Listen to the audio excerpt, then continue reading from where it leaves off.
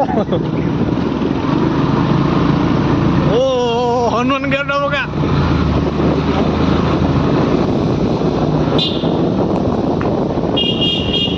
बड़ गाड़ी जापर टोटाल हठात हठात किना उठाणी कर बुलाणी पूरा सडन सडन हो जाए दो कालिया हता घाटी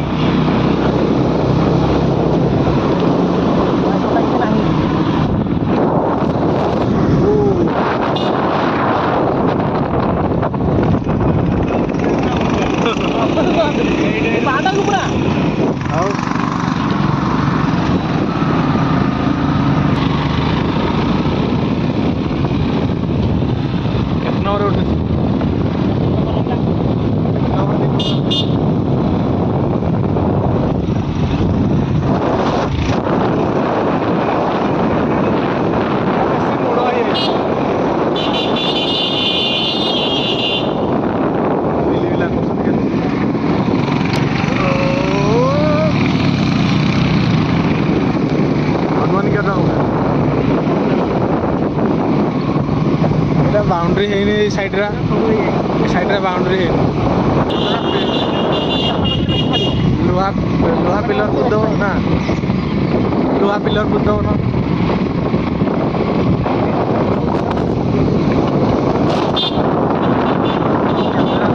कौन हो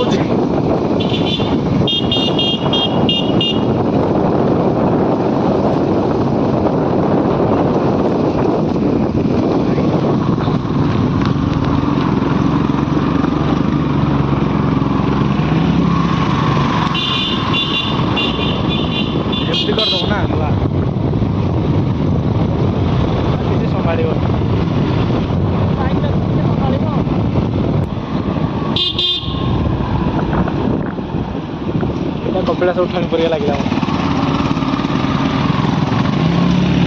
केबी घर न कहीकि आसबार कालिया हाथ घाटी नहीं घर हम ना बाप आसले आसले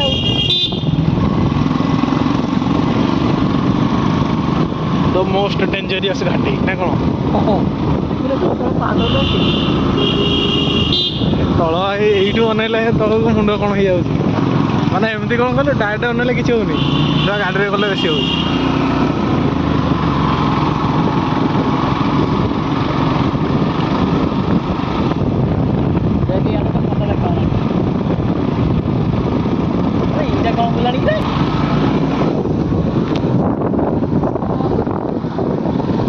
हाथ काटिलानी कैमेरा कर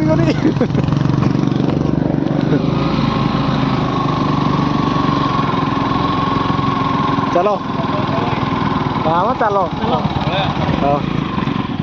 हाँ उठाणी देखना ब्रेक मारू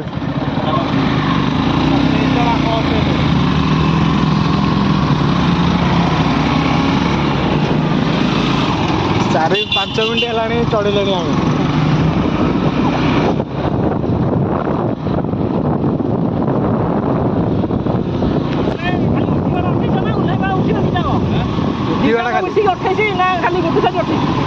बसवाटा किसी ना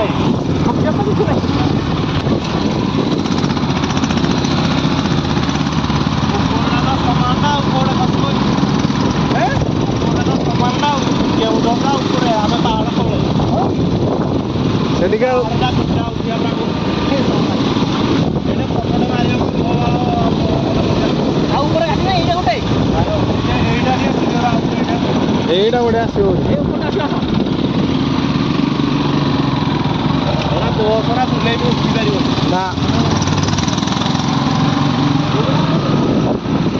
पार ना एत गोटे कार देखा लगे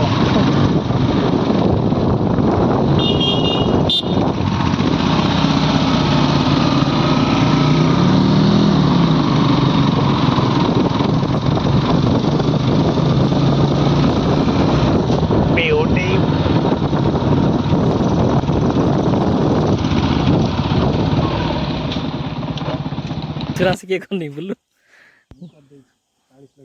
40 लाख दे कर से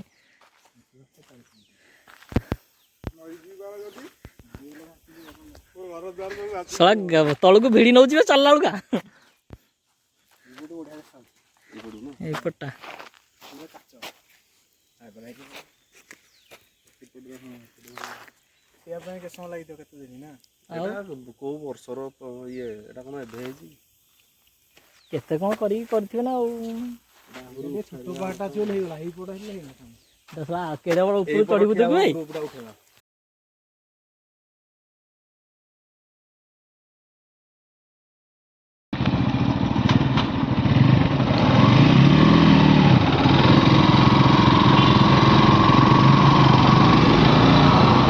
ତ ଯିବୁ ହିମାଳୟ ପଟ ଦେଖିବୁ ଏମିତିଆ ପାହାଡ଼ ଚଢ଼ୁଥିବୁ ଘାଟି ପାହାଡ଼ କିନ୍ତୁ ଅକ୍ସିଜେନ୍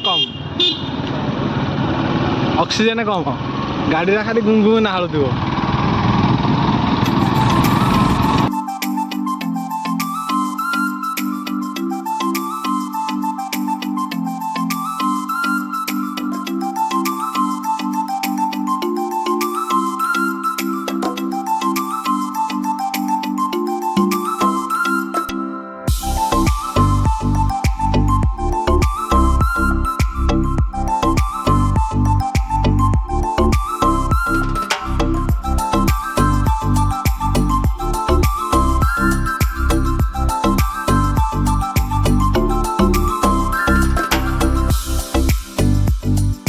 ହନୁମାନ ଏ ହନୁରେ ହନୁ ନାଇଁ ଭାଇ ଦେଖି ଦେଖାଯାଏ।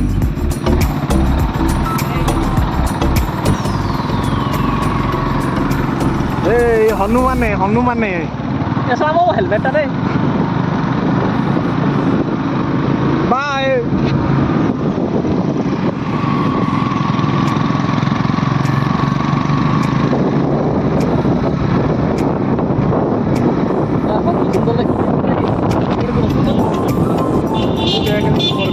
ଦେଖିଲେ ଆମେ ଉପରକୁ ପଳେଇବା।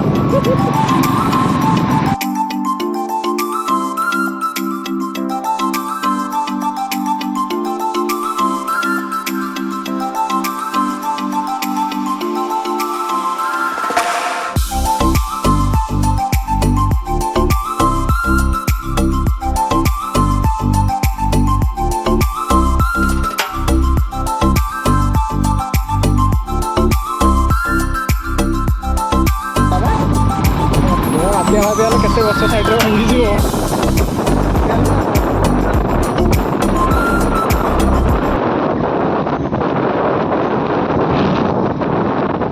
ସାଇଡ଼ରେ ଯିବୁ କେମିତି ତ କରିବୁ ପିଲାବେଳେ ପହଞ୍ଚ ବହୁତ ଦରକାର ହଉଥିଲେ ପୁଅ ପହଞ୍ଚ ବହୁତ ମାରିବାକୁ ଏଇ ଯୋଉ ହଠାତ୍ ଉଠାଣି ଅଛି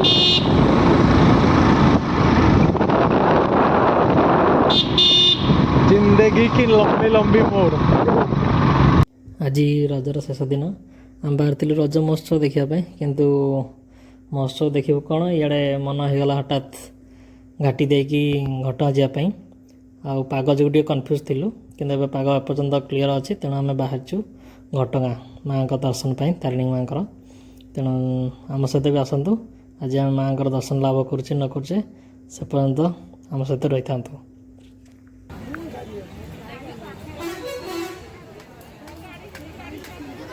ଫାଇନାଲି ଆମେ ଘଟଗାଁ ମାଆଙ୍କ ତାରିଣୀଙ୍କ ପୀଠରେ ଆମେ ପହଞ୍ଚି ଯାଇଛୁ। ବର୍ଷା ହେଲା ଏବଂ ମଝିରେ ଆମେ ବହୁତ ସମୟ ଧରି ଛିଡ଼ା ହେଲୁ 1.5 ଘଣ୍ଟା ପାଖାପାଖି ଭାବିଲୁ ସେଇଠୁ ଫେରିଯିବୁ ଦେଖିଲା ବେଳକୁ ଟିକେ ଆଗକୁ ଆସିଛୁ ବର୍ଷା କମିଲା ଏବଂ ସେଇ ଝିପିଝିପି ବର୍ଷା ଏପର୍ଯ୍ୟନ୍ତ ଚାଲିଛି ଆପଣମାନେ ଦେଖିପାରୁଥିବେ। ଯେହେତୁ ମାଆଙ୍କର ଡୋରି ଗୋଟେ ଲାଗିଛି ତେଣୁ ଆମେ ପଳାଇ ଆସିଲୁ ବେଶୀ ଭିଜିନୁ କିନ୍ତୁ ଯାହା ବି ହଉ ଝିପିଝିପି ବର୍ଷା ହେଉଛି କିନ୍ତୁ ସୁରୁଖୁରୁରେ ଦର୍ଶନ ବି ହେଇଗଲାଣି ଆମର ବହୁତ ଫାଙ୍କା ଅଛି କାରଣ ଆମେ ଯେହେତୁ ବର୍ଷା ହେଉଛି ପ୍ଲସ୍ ଉପରବେଳେ ଆମେ ପହଞ୍ଚିଲୁ ଆମେ ପହଞ୍ଚିବା କଥା 1 ଭିତରେ 1 ନୁହେଁ 1:30 2ଟା ଭିତରେ ପହଞ୍ଚିବା କଥା କିନ୍ତୁ ଆମେ ପହଞ୍ଚିଲୁ 4ଟା 5ଟା ବେଳକୁ ବର୍ଷା ଯୋଗୁଁ ଆମେ ଅଟକି ଯାଇଥିଲୁ।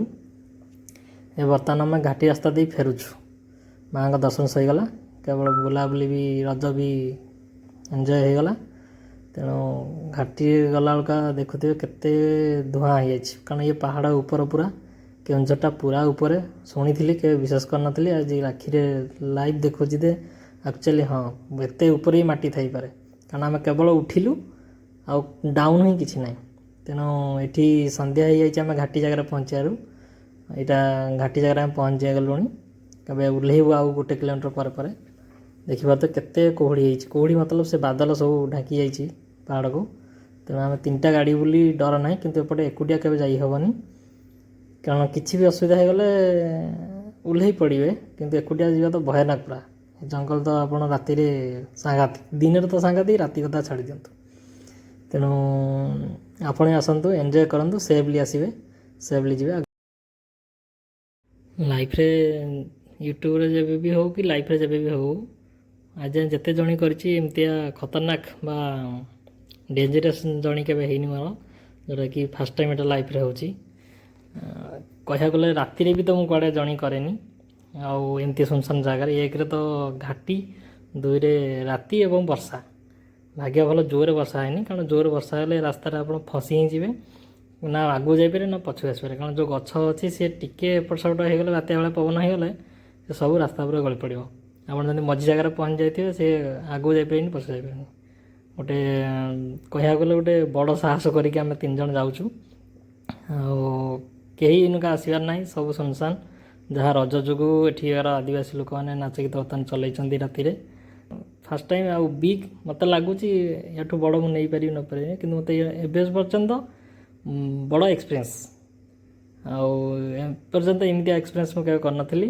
କେତେ ସାହସ ବି ଜୁଟିବ ମୋ ମନରେ, କି ଆମେ ସମସ୍ତେ ଏମିତି ସାହସ କରି ପଳେଇବୁ ବୋଲି କେହି ଭାବିନଥିଲୁ।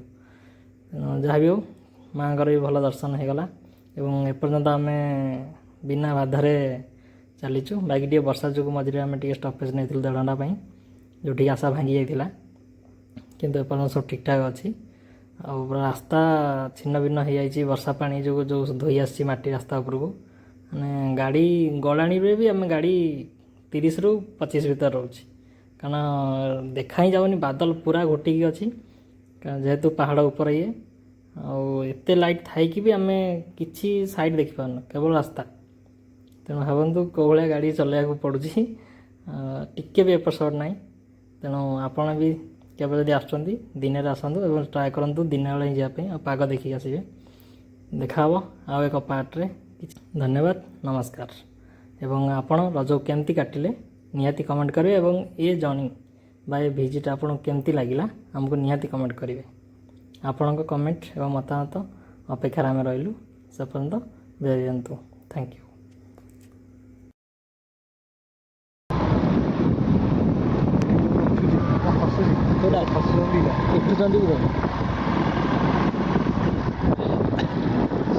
ଉଠୁଛନ୍ତି ବାବା।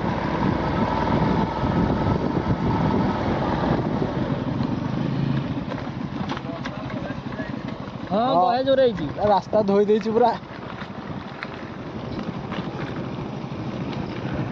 ଗୁଗୁଲି ଆଡ଼େ ଆସିଛି କେବେ ନହେଲେ ନା ଆଉ ଦିନେ ଆଣିବୁ। ଆଙ୍ଗୁଠି କାମ କରୁନି ସଳ ବର୍ଷାରେ। ବୋଲି ବର୍ଷା ଦିନେ ଯୋଉ ଛୁଟିଟା ହବ, ବର୍ଷାରେ ଆଙ୍ଗୁଠି କାମ କରୁନି ଜାଣିଛୁ ନା। ଅଗଷ୍ଟ ମାସରେ ଧରିକି ଆସିବା। ଗୁଗୁଲିଟାକୁ ଆଣିବୁ। ଦେଖେଇକି ନା ଦେଇ ସନ୍ଧ୍ୟା ଭଳିଆ ଯିବ, ବଢ଼ିଆ ଲାଗିବ।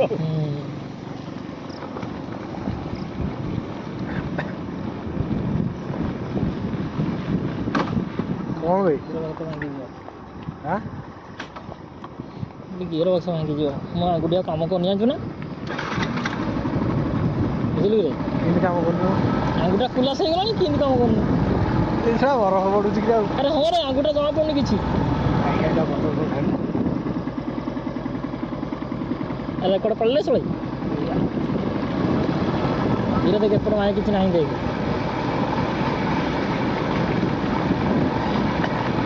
ବାଳ ଧୋଇ ଆଣିଛି ରେ ପୁଅ, କେତେ ଧୋଇ ଆଣିଛି।